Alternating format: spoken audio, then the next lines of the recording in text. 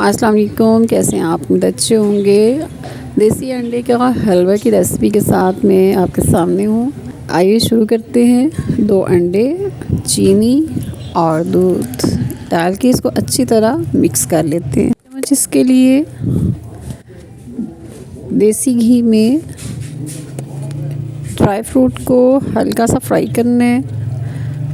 पसंद के मुताबिक ये फ्राई करके रख लेते हैं। आप इसमें इलायची के दाने डाल के, सूजी डाल के इसको हल्की आग पे अच्छी तरह फ्राई कर लेंगे। जब खुशबू आने लगे, ब्राउन हो जाएगी, तो अब हम इसमें इसका मिक्सचर जो अंडों का तैयार किया था वो इसमें डाल लेंगे और आहिस्ता आहिस्ता करके इसको हिलाएंगे और इस तरीके से आप इसको तैयार कर लीजिए।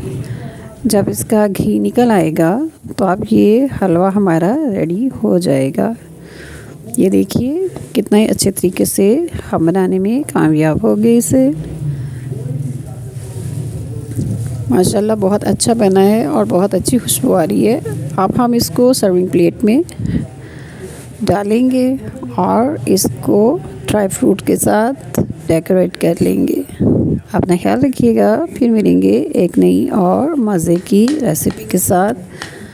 सर्दियों के लिए बहुत ही बेहतरीन है। अल्लाह हाफ़िज़।